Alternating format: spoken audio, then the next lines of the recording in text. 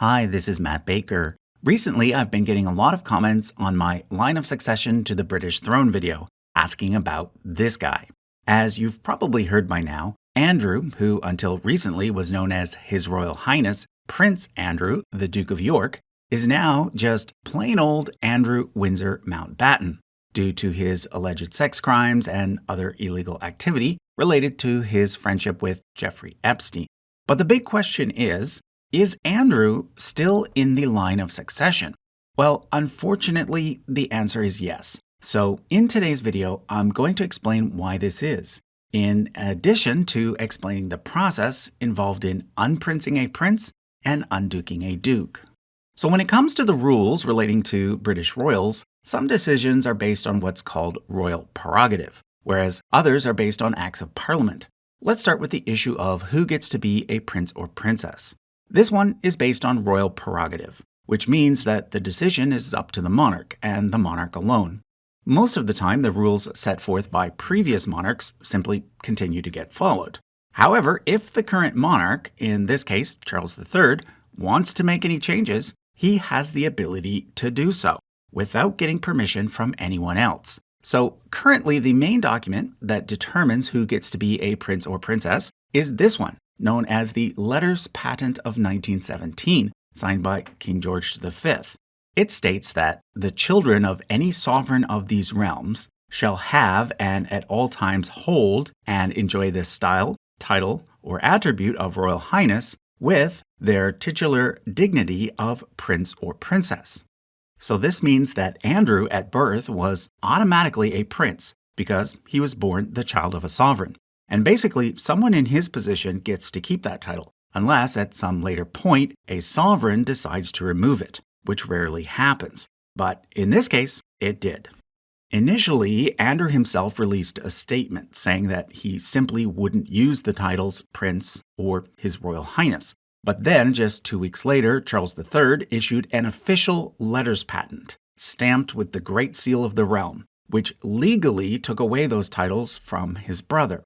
So this now overrules the letter patent of 1917 and means that Andrew is no longer a prince. It also means that he now uses the surname Mountbatten Windsor. You see, princes don't need last names, but non-princes do. And when it comes to the royal family of the UK, the surname used by anyone who is not a king, queen, prince, or princess is Mountbatten Windsor. Mountbatten being the house name of Prince Philip, and Windsor being the house name of Queen Elizabeth.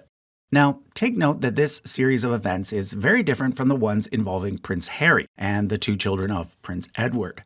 In Harry's case, the Queen issued a statement in 2020 saying that Harry and Meghan would no longer be using the styles His or Her Royal Highness. However, she did not issue an official letters patent, and therefore it doesn't carry the same weight. It's more of a FYI, here's what we've decided to do sort of thing. She also didn't take away Harry's title of prince. In the case of James and Louise, a similar thing happened. Prior to their birth, the Queen issued a statement saying that any children of Edward and Sophie would be styled as the children of an earl, and thus would not use the titles prince or princess. To this day, they have never used them. But again, this was not done in the form of a letters patent, and therefore legally, James or Louise could, at some future date, opt to use them. In other words, the method used by King Charles to unprince Andrew was the strongest method available to him. It's something we have not seen since World War I, when 2 British princes had their statuses removed for siding with Germany. Next up, I want to discuss the title Duke of York. But first, I want to tell you about the website and app that I use to keep up with the latest news. It's called Ground News, and what it does is pull headlines from hundreds of different sources from all over the world, whether they're newspapers, podcasts, or websites. It then groups them by political bias so that for every breaking story, you get to look at things from multiple angles. For example, Ground News recently gathered hundreds of articles about Trump's plan to pull 700 immigration officers from Minneapolis.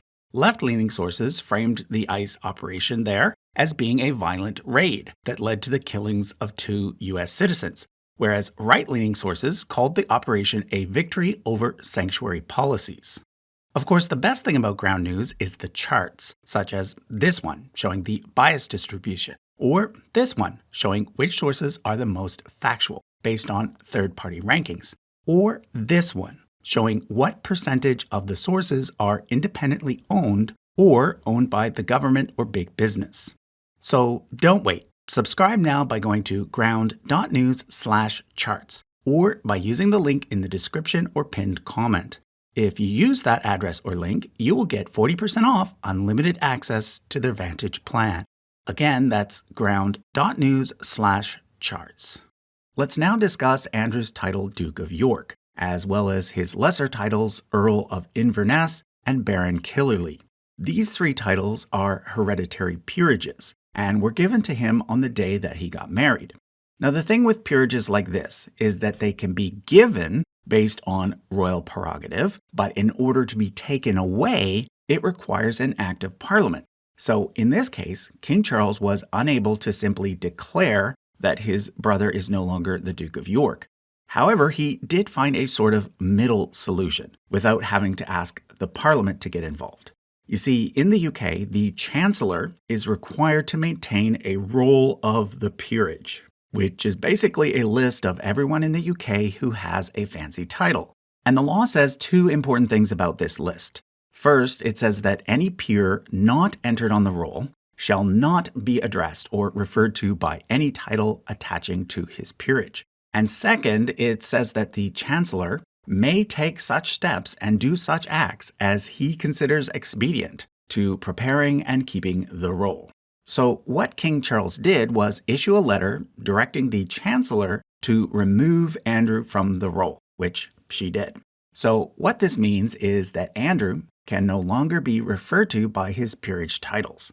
However, technically, he does still hold them. Which brings me to the line of succession. Again, in this case, the only way to remove someone from the line of succession is through an act of parliament.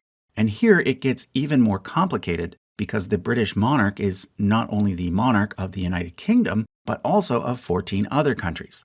So in order to remove Andrew from the line of succession, 15 different parliaments would have to pass 15 different acts. At the moment, that seems unlikely to happen because since the chances of Andrew ever inheriting the throne are pretty much zero, most politicians do not see it as a high priority. Now, a few additional things that do fall under royal prerogative are who gets to be called a knight belonging to organizations such as the Order of the Garter and the Royal Victorian Order, as well as certain honorary military titles. In these cases, King Charles was able to simply strip his brother of those honors. Then, of course, there are certain things that require neither a decision by the king nor a decision by the parliament, such as whether or not your own daughters want to speak to you anymore. In Eugenie's case, she has publicly stated that she has cut off contact with both her father and her mother. I also know of at least one school that has changed their name. You see, when I was growing up in Dartmouth, Nova Scotia, we had a school called Prince Andrew High School, which several of my best friends attended. It was named that because it opened in 1960, the year that Andrew was born. Well, in 2022, the school board voted to change the name to Woodlawn High School. Okay, there's one more thing to mention regarding Andrew, and that is the role of Counselor of State, which is a list of people who are appointed to act on behalf of the monarch during times of incapacity. According to law, the spouse of the monarch, as well as the first 4 adults in the line of succession, are automatically counselors of state. So that would be Queen Camilla, Prince William, Prince Harry, Andrew, and Princess Beatrice. Out of this list, only 2 are working royals. So just prior to her death, the Queen actually asked the Parliament to amend the law to add Prince Edward and Princess Anne as well. Thus, the list still contains 4 working royals. So if anything comes up, Andrew in particular can be avoided. Now, I should also mention that the Windsors are not the only royal family with a connection to Jeffrey Epstein.